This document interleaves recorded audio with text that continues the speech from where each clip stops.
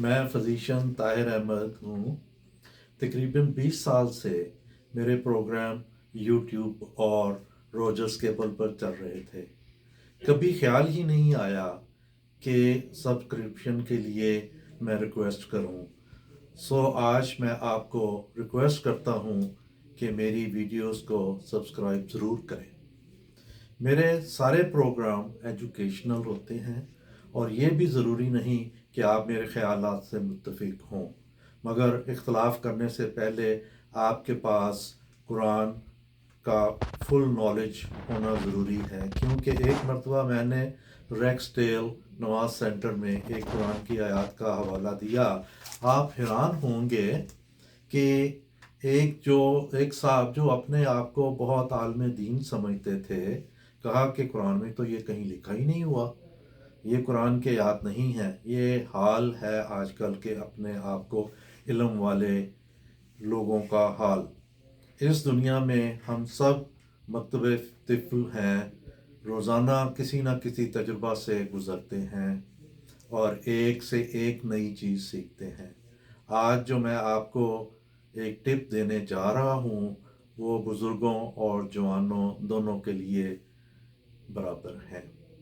आप अगर गौर करें तो आजकल के मसरूफ़ दौर में अक्सर औक़ात नमाज अदा करते हुए ध्यान भटक जाता है और अपने कारोबार या जॉब के बारे में नमाज के दौरान के सोचने लगते हैं। मगर बाज़ दफ़ा आपको नमाज में इतना सुरूर आता है, आपको कुछ समझ ही नहीं आ रही होती कि मैंने अल्लाह अकबर कहा है तो आपने दिल से कबूल किया है, आपके दिल ने गवाही दी है कि अल्लाह बहुत बड़ा है।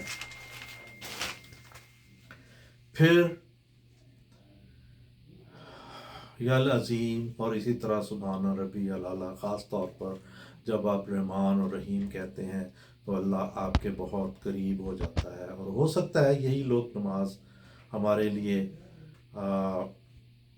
मग़फ़िरत का बायस बन सके। इसलिए हम सबको कोशिश करनी चाहिए कि नमाज तर्जुमा के साथ आनी चाहिए। वरना मैं अक्सर एक मिसाल दिया करता हूँ कि जिस तरह फ़्रेंच के अल्फ़ाबेट्स सेम है लाइक इंग्लिश अल्फ़ाबेट्स के, मगर आप फ़्रेंच को पढ़ तो सकते हैं मगर आपको समझ नहीं आ रही होती। इसी तरह आप कुछ अरबी को पढ़ तो लेंगे मगर आपको कुछ नहीं पता मैं क्या पढ़ रहा हूँ। तो इसलिए ज़रूरी है कि आपको उसका तर्जुमा, उसके मीनिंग ज़रूर आने चाहिए। इसी तरह कुरान हिफ़्ज़ कर लेते हैं तोता की तरह, मगर अमल इसलिए नहीं कर पाते क्योंकि हमें नहीं इसकी समझ ही नहीं आ रही होती। मिसाल के तौर पर पाकिस्तान के आर्मी चीफ सुना है आपसे कुरान है, मगर मगर अमल हम उसके ख़िलाफ़ देखते हैं। सिर्फ़ ताहिर है इन्हें नहीं मालूम कि मैंने क्या हिफ़्ज़ किया है। अल्लाह करे हम सब सही मायनों में आले रसूल बन जाएं। तो बेसिकली एक मैं टिप ये दूंगा कि बहुत ही वो बदकिस्मत बच्चे जवान और इसी तरह वो बहुत बदकिस्मत बुज़ुर्ग वालदैन हैं जो कि अगर किसी यंग बच्चे को अपनी बाप की पेरेंट्स की खिदमत करने का मौका मिले और उसको वो गवा दे। और इसी तरह वो बुज़ुर्ग जो बूढ़े हो चुके हैं और वो अल्लाह ताला ने उनको टाइम दिया है कि अपनी तौबा कर लो, इस्तिग़फ़ार कर लो, मगर इसके बावजूद वो इस पे अमल नहीं करते और दुनियादारी में मटीरियलिस्टिक बन के गुज़ारते हैं। तो ये दो चीज़ें ऐसी हैं, चाहे तो आप जन्नत पे हासिल कर लें इस दुनिया में भी आखिरत में भी, ये अप टू यू गाइस।